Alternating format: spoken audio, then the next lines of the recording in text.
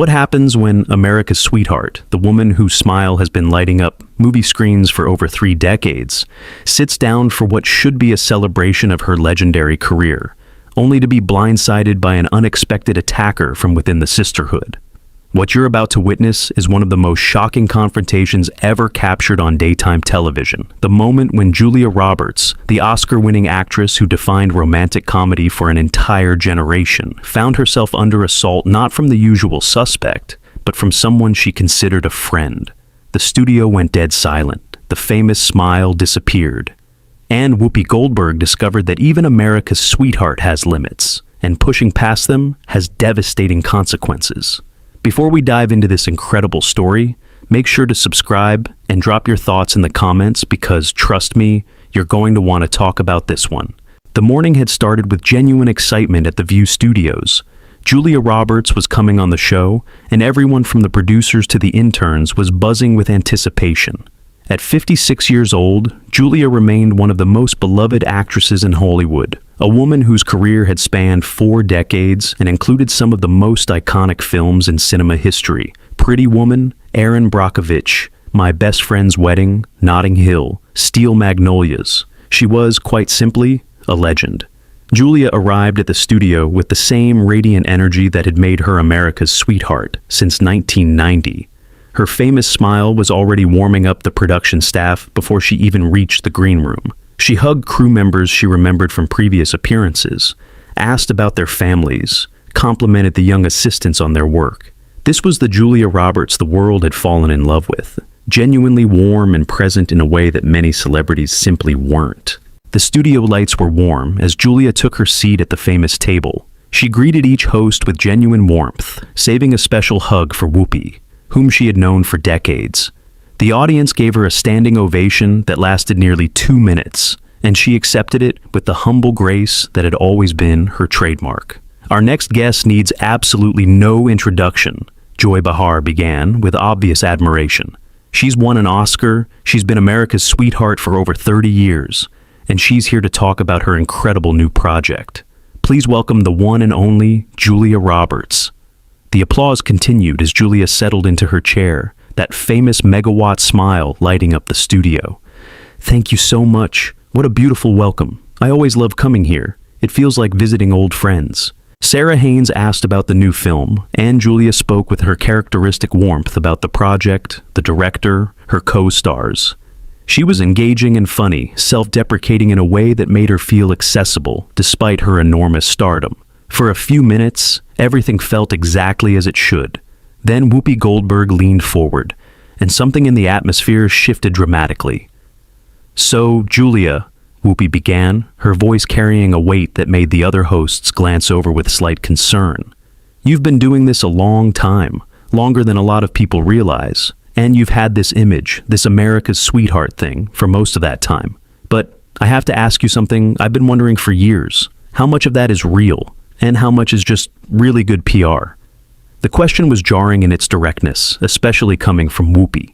Julia's smile flickered almost imperceptibly, but her voice remained warm when she responded. "I'm not sure what you mean, Whoopi. I try to be myself in every situation. What you see is pretty much what you get with me." Whoopi's expression didn't soften. "See, that's what I'm talking about. That answer right there. It's perfect. It's charming. It gives nothing away. You've been doing that for 30 years, and I'm just wondering if there's a real person under all that polish, or if the smile is all there is." The accusation of superficiality seemed to catch Julia off guard. The audience had gone quiet, sensing that this wasn't the typical friendly interview they had expected. "Whoopi, I'm not sure where this is coming from," Julia said, her voice carrying a new note of caution. "We've known each other for a long time. You know me. You know this is who I am. Do I know you?" Whoopi's laugh was short and carried no warmth. "We've been in the same rooms at the same parties for 30 years, and I'm not sure I know anything about you that isn't in your official bio. That's not friendship, Julia. That's coexistence." The other hosts were exchanging uncomfortable glances now. Joy looked like she wanted to intervene, but couldn't find an opening. Sarah seemed frozen in her seat. This was Whoopi Goldberg, the moderator of The View, attacking a guest in a way that nobody had anticipated. "I'm a private person," Julia said, her voice becoming quieter but more controlled. "I always have been. I don't think there's anything wrong with keeping some things for myself and my family. Private is one thing," Whoopi pressed, "but you've built this entire image around being warm and accessible and everyone's best friend, and then you keep everyone at arm's length. That's not privacy. That's manipulation. You figured out exactly how much to give to make people love you, while never actually letting anyone in." The accusation landed like a slap. Julia sat very still for a moment, and when she spoke, her voice had changed, the warmth replaced by something cooler and more guarded. "I'm not going to sit here and apologize for protecting my family and my privacy, Whoopi. I've been in this business for 35 years. I've seen what happens to people who give everything to the public. I've made choices about what I share and what I keep for myself, and I don't think that makes me a manipulator."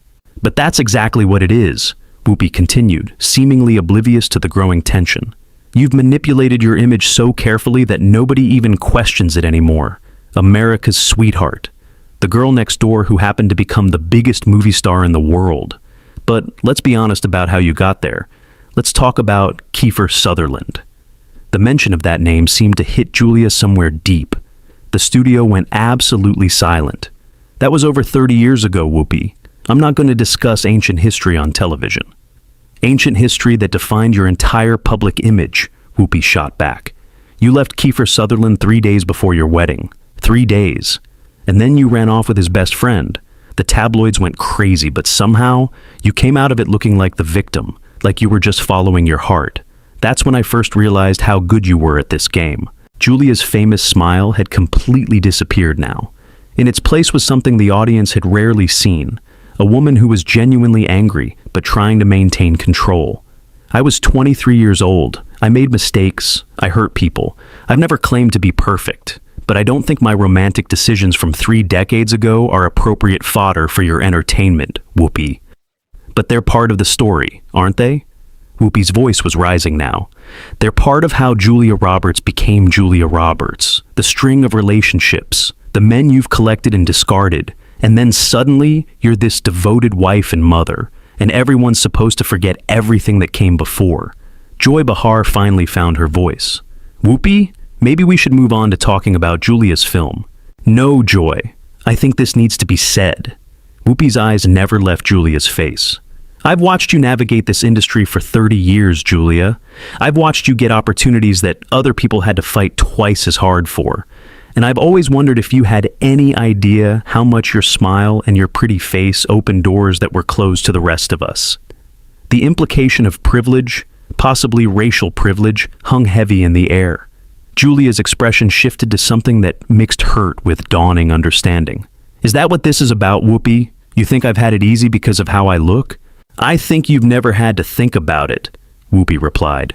"I think you floated through this industry on charm and beauty, and never once considered that other people were fighting battles you couldn't even see. Do you have any idea what it was like for black actresses in the 90s while you were being crowned America's sweetheart? Do you have any idea how many roles I didn't even get to audition for because they went automatically to women who looked like you?" The conversation had shifted into territory that nobody had expected. Julia seemed to be processing what Whoopi was saying, her expression cycling through several emotions before settling on something thoughtful. "Whoopi, if this conversation is really about representation and the struggles that black actresses have faced in Hollywood, I'm genuinely willing to have that conversation. It's an important conversation, but I don't think attacking me personally is the way to have it." "I'm not attacking you," Whoopi said, though her tone suggested otherwise. "I'm asking you to acknowledge something you've never had to acknowledge, that your success isn't just about talent.